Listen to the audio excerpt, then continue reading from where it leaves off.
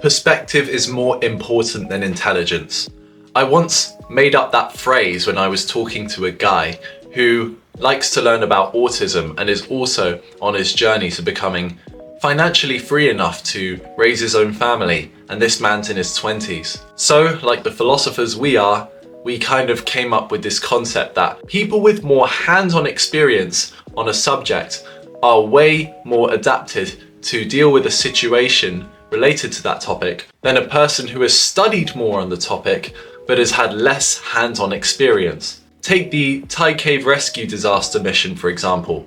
Those 4 British men who led an expedition to save the football team that got trapped in the Thai cave, they weren't the best rescuers in the world, but they were the most familiar men for that specific cave to carry out a rescue mission for multiple people. And why is that? Because their perspective on the local cave, i.e. their various experiences and hours spent being inside the cave and learning about it visually and using their other senses, are much better equipped to deal with that situation rather than someone who has twice or even more experience than these men had in any caves, just not the cave that they were carrying out the rescue mission in. And this is why it's good not to have a big ego and assuming that you can work something out in a field that you are less experienced in than the mentor you may be proposing your idea to. Say if you want to be the manager of the England football team, and you've watched England play over the years and seen the different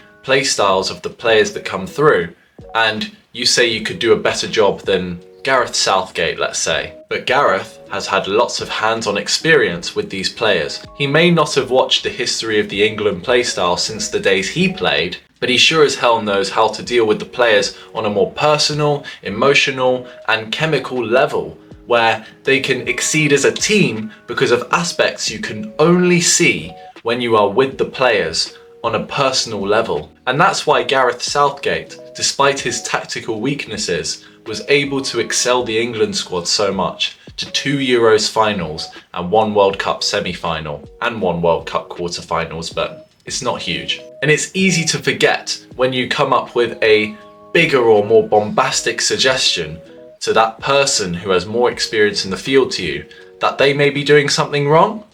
You're not considering the sneaky suspicions they may have based on previous experiences they have in the field you are undertaking. Say, if you suggest to Gareth Southgate, hey, you need to switch up the formation here, and he will explain to you why you're wrong, and you're saying, but why? That hasn't worked with other teams.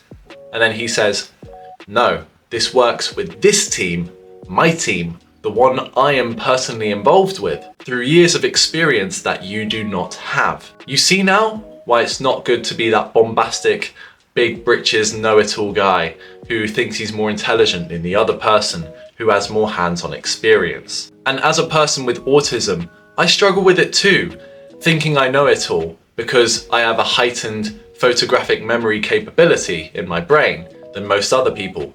That doesn't mean I know it all, but I certainly know a bit about overcoming the social difficulties of having autism based on my 18 years of experience having it, going into certain social situations, learning the ways that social groups would interact, then forming my own social group. And that is why I am now launching the pre-sale of my one-to-one coaching package in which I help people with autism or think they have autism to overcome their social difficulties. To learn more, please check the link in the description. So after what I've told you today, will you become less arrogant in certain situations where you think you're smarter than the other person and rather listen to their catalogue of experiences?